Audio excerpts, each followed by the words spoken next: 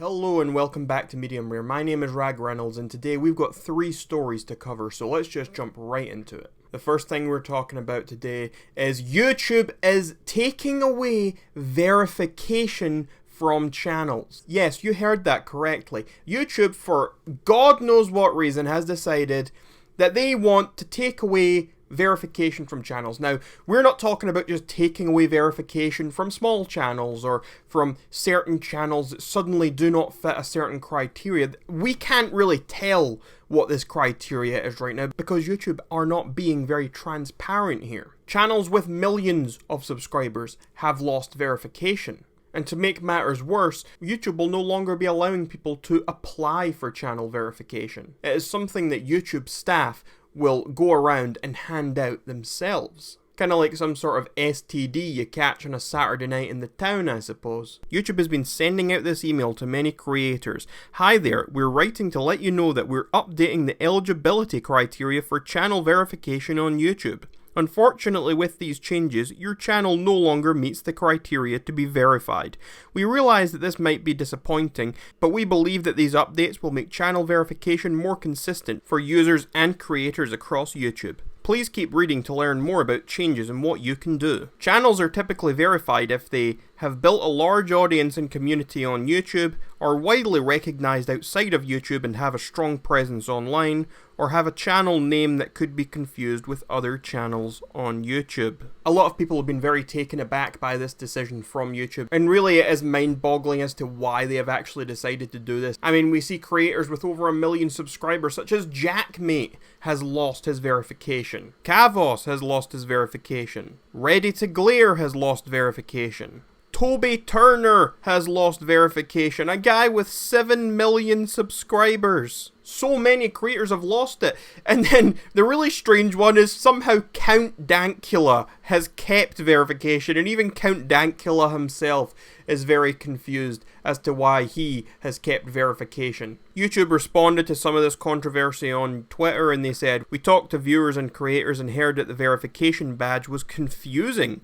Since verification is meant to help official channels differentiate themselves, we're making these changes to make that distinction clearer." Honestly, if you ask me, this is just utter nonsense. Whose idea was this? No one asked for this. No one asked for this. No one's confused because of verification badges. They help. I really do think that the likes of YouTube and Twitter and all these other places need to stop acting like their verification badge is an actual verification badge. I mean, Twitter has a history of literally taking away verification from people just because they've been behaving badly or because people don't like what they've had to say. That is ridiculous to me. Verification is supposed to be there to show that someone is who they say they are. It should not be something that is given to someone for good behavior. It should not be something that is given as a reward. It should be as simple as verification verifies that you are this person. That is all verification should ever be. And the fact that these companies are taking away verification is insanity. And no one wants this. No one at all thinks this is a good idea. Please point me in the direction of someone who thinks this is a good idea. I would love to speak to them. Moving on from the dumb YouTube nonsense, we have a wonderful story. Wonderful's maybe not quite right. But in case you haven't heard, Justin Trudeau, Prime Minister of Canada, recently made the news because he was caught in blackface. Blackface, brownface, whatever you want to call it. Justin Trudeau, a guy who is known for being very progressive, very much a woke, male feminist type leader who prides himself on diversity and being very progressive and all the rest of it. If you know anything about Justin Trudeau, then I'm sure you're following along here. But yeah, a few instances began to surface online in the last week or so, one of which was when Justin Trudeau was a teacher. When he was 29 years old, and around 2001, he was a teacher at a school, and as a sort of end-of-year gala, there was a fancy dress aspect to this gala, and Justin Trudeau decided to dress up in brownface, and as you can see here, this is Justin Trudeau, and I'm kind of laughing a bit, but this is pretty gross. This is not good. 18 years ago, Justin Trudeau decided to put on blackface, and now other than this, there have been 2 more instances that have popped up, people showing different occasions where Justin Trudeau wore brownface, blackface. And Justin Trudeau has since made a couple of statements about this, so I'm going to play one of those for you now. You left us with the impression there was only one other incident, and since then, Global News has released a video which seems to show that there was at least a third incident. So exactly how many times have you darkened your skin with makeup in an act that you have yourself described as racist? I shared the moments that I recollected, but I recognize that it is something absolutely unacceptable to do. And I appreciate calling it makeup, but it was blackface. And that is just not right. It is something that people who live with the kind of discrimination that far too many people do because of the color of their skin, or their history, or their origins, or their language, or their religion, face on a regular basis. And I didn't see that from the layers of privilege that I have. And for that I am deeply sorry. So as you heard there, Justin Trudeau says that he's sorry for it, he apologises, it was undoubtedly racist, it was horrible, and he explains all of that. And he also says that there are probably more instances of him wearing blackface out there. He does not know how many times he actually did that. As far as this goes, I'm quite a forgiving guy. I think that, okay, he wasn't too young, he was 29, but he was still kind of young, he was stupid, and he's moved on from there, so, like, I'm quite forgiving. I'll give him the benefit of the doubt, I'll move on from that. But I completely understand if some people are very upset with him still over this. I'm not going to argue with you there. It's just for me, I'm just a forgiving guy. But let me know what you think about Justin Trudeau and this blackface stuff in those comments down below. And the final story we're talking about today is about Kalvin Garrah. So if you don't know who Kalvin Garrah is, he is a trans YouTuber who makes certain response videos, makes videos on the platform, and he basically states a lot of his opinions. He goes on little rants. And people have been quite upset with him in the last week or two. Kalvin uploaded a video to his channel where he responded and was talking about someone who he claims was a transgender. Now, if you don't know what a transgender refers to, there's this term used in reference to the transgender community where certain people who are not believed to be true trans people are referred to as transgenders. So for example, people who identify as non-binary are often called transgenders, or people who say that they're trans but have no intention to actually transition are also called transgenders. Basically anyone who says that they are transgender yet they do not experience gender dysphoria. And now whether or not these people are trans or not and all that sort of thing, and the non-binary, that's a subject for an entirely different video. I'm not going to be having that conversation or that debate here, but feel free to let your opinions be known on that in those comments down below anyway. More what I want to focus on is what actually happened here. So what happened here was Kalvin made a video talking about how this person's a transgender. He's done this in the past.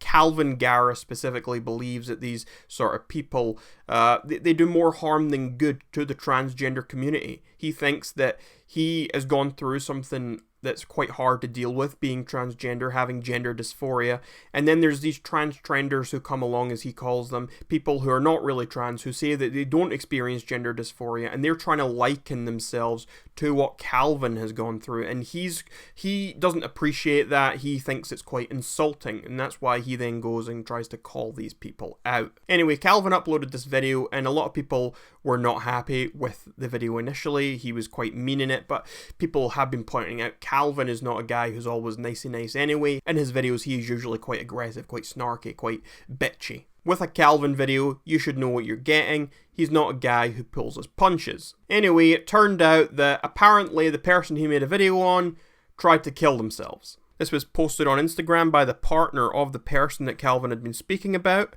I've been at the hospital since 3 because Noah tried to take their life last night while I was asleep.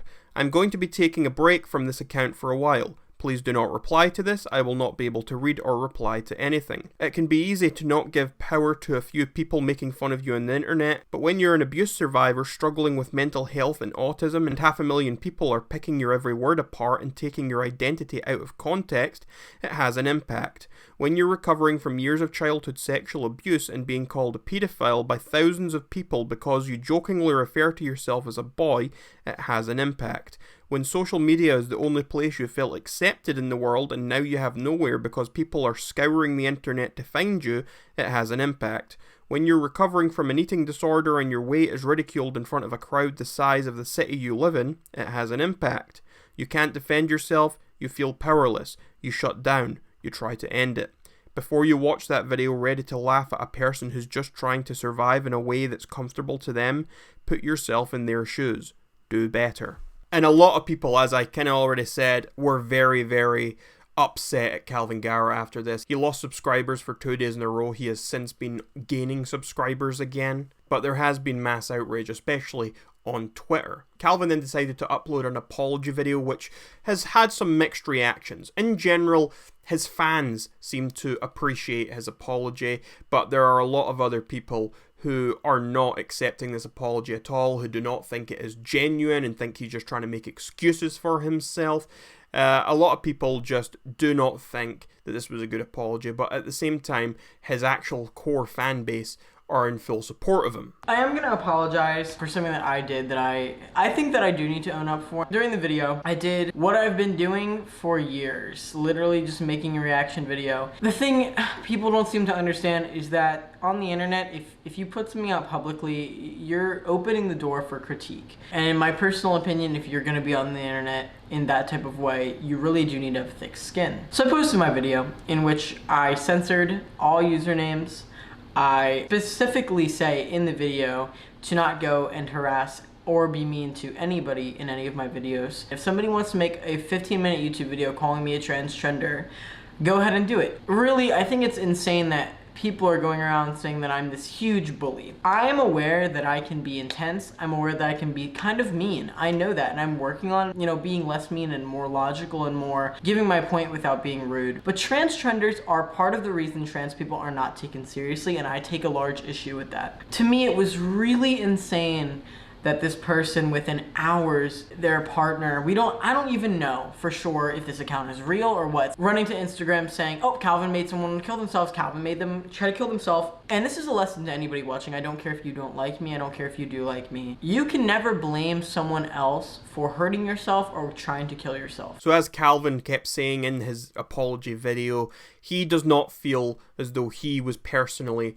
responsible for anything that happened. He also tried to say that there is no actual proof that this person actually tried to kill themselves, so that's maybe something to also take into consideration when you think about this subject. Overall, I'm not sure I really have a strong opinion either way on this subject. Of course, it is horrible for someone to be made fun of in a video and then go and take their own life. That is not something that we should really put up with at all. It's something that is hard to kind of monitor, but at the same time, I don't know how you stop that. I don't know where the line you draw is. In Kalvin's video comments, we saw people say things such as, "We love a king who explains himself. Even if this did happen, there's no way it's your fault." To be honest, if Kalvin was 100% nice and accepting, I wouldn't watch. But on Twitter, there has been a kind of opposite reaction to this. Being trans is also super inconvenient when a YouTuber with 370,000 subscribers publicly mocks you to the point of trying to take your own life.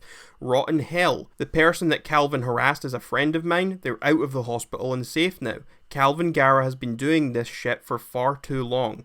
Maybe he doesn't realise, but the subjects of his videos are actual people with real feelings. If you at this point support Kalvin Garrah even a tiny little effing bit, stay far away from me and every other trans person for that matter. He is a disgusting, worthless piece of effing garbage, and everyone who still defends him is too.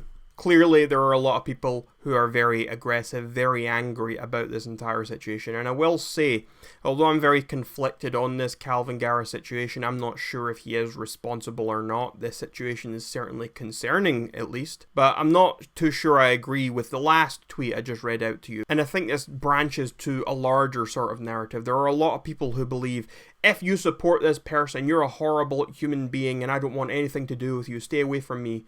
Unfollow me. Unfriend me. And I always think that people saying that sort of thing, I think you are the least tolerant people there are. I mean, I really cannot support that mindset. I think that is people being very bigoted. I think that's people being very not understanding at all. I mean, you're saying just because you disagree with me, you have never to speak to me again, get away from me. And I think that's a very dangerous mentality. I mean, I see that in politics all the time. That's something I see non-stop. To say that because someone else disagrees with you on certain facts, that you never want to speak to them again, that you want nothing to do with them, I think that's very intolerant, and I think that's just very extreme behavior. It is possible to like certain things about a person and not just like everything about them. Just as it's possible to dislike certain things about someone and not just dislike everything. The world isn't a black and white place, and I think a lot of people forget that. A lot of people think you either like this person or you dislike them. But in reality, there is a lot of colour in between the black and white. There is a lot of variation. You can like some things about someone and you can dislike. And that's how I feel about Kalvin Garrah. That's how I feel about the majority of these stories I talk about. I think everyone just needs to calm down every now and again and see things from a different perspective. But hey, that's just my opinion on all of this. I would love to hear what your opinion is in those comments down below. And that's where I'm going to end this video. So if you like this video, be sure to leave a like, and if you want to tell me what you think about any of these stories I spoke about today, then please leave a comment down below letting me know what your thoughts are. And until next time, my name is Rag Reynolds, this was Medium Rare, and you are welcome, society.